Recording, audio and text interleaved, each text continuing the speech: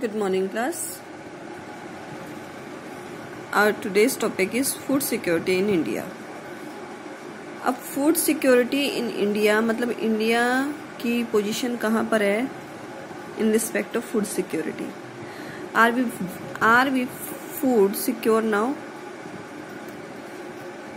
Look, after the grain revolution, when we introduced HYV seeds in 1960s era, okay, after that period we never face any problem like famine, because after green revolution we have sufficient store of grain.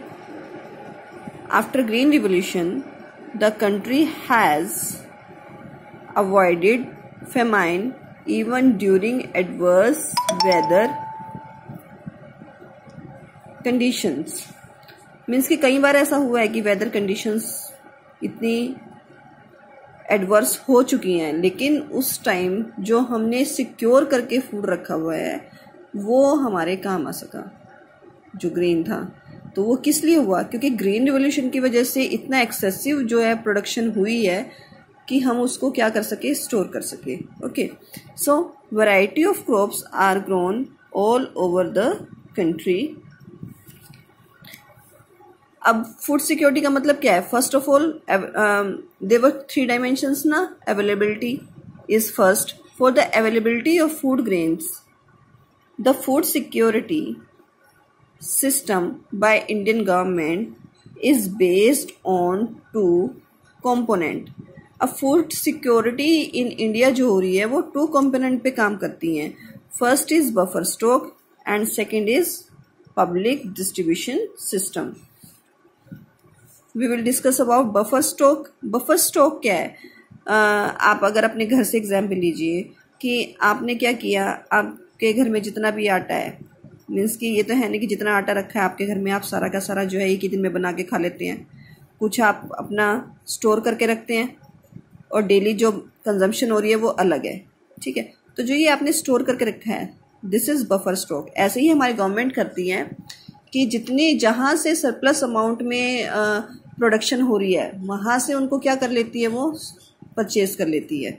ठीक है, अब देखते हैं इसके बारे में. Buffer stock, stock of food grains except than daily consumption. ये घर का एग्जाम्पल है, जैसे कि आप घर में डेली कंजम्पशन से अलग जो स्टोर करके रखते हैं वो बफर स्टॉक हो गया. अब गवर्नमेंट की तरफ से कौन करता है ये काम? Food corporation of India, FCI. ये क्या करती है? प्रोक्योर्स फूड ग्रेन्स, व्हीट, राइस. ये फार्मर से फूड ग्रेन्स खरीद लेती है, सरप्लस प्रोडक्शन. अब हरियाणा, पंजाब में बहुत सरप्लस जो है व्हीट एंड राइस जो है ग्रो होता है. तो फ्रॉम द फार्मर्स FCI का काम क्या है? Food corporation. कई बार ये 1 मार्क्स में क्वेश्चन आ जाता है, right the full form of FCI, food corporation of India. Food corporation का क्या काम है कि एक्सेस में जो सरप्लस में जो प्रोडक्शन हो रही है फार्मर से, उस ग्रेन को वो क्या करना है, खरीदना. अब वो किस रेट पे खरीदती है?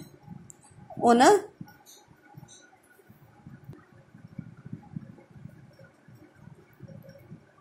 किस रेट पे खरीदती हैं? On a pre announced price, जो कि MSP, मिनिमम सपोर्ट प्राइस भी होता है. मिनिमम सपोर्ट प्राइस ये वो रेट होता है, जैसे गवर्नमेंट ने रेट निकाल दिया कि इस बार जो है 2000 पर क्विंटल जो है आपसे गवर्नमेंट गेहूं खरीदेगी.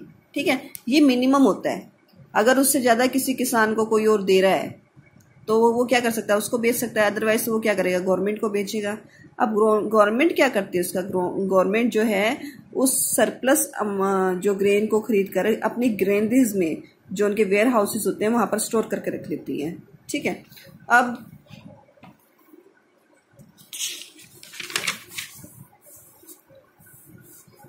Buffer stock.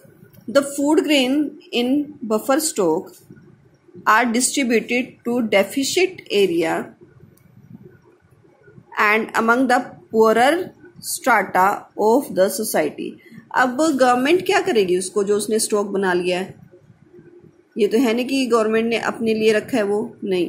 अब और ये भी नहीं है कि जिस स्टेट में प्रोडक्शन ज़्यादा हो रही है तो सभी स्टेट्स में होगी, नहीं। कई स्टेट्स में प्रोडक्शन ज़्यादा है और कई स्टेट में प्रोडक्शन जो है बहुत कम होती है। तो गवर्नमेंट क्या करती है, फिर उन स्टेट्स में जो पुअरर सोसाइटी होती है उनको कई बार क्या करती है, मिनिमम लेस प्राइस पे, like the food grains are sold at a price much lower than the market. Market से कम रेट पे जो है गवर्नमेंट उस फूड ग्रेन्स को क्या कर देती है, सोल्ड कर देती है, जिस रेट पे उसने खरीदा था उससे कम रेट पे। वो ये क्यों करती है? To make the food security in India. Availability, first dimension, availability को फुलफिल करने के लिए कि सबको अवेलेबल हो रहा है, इतना फूड ग्रेन है हमारे कंट्री में कि we are able to provide to everyone. So tomorrow we will discuss about the PDS. Till then, note down all the notes.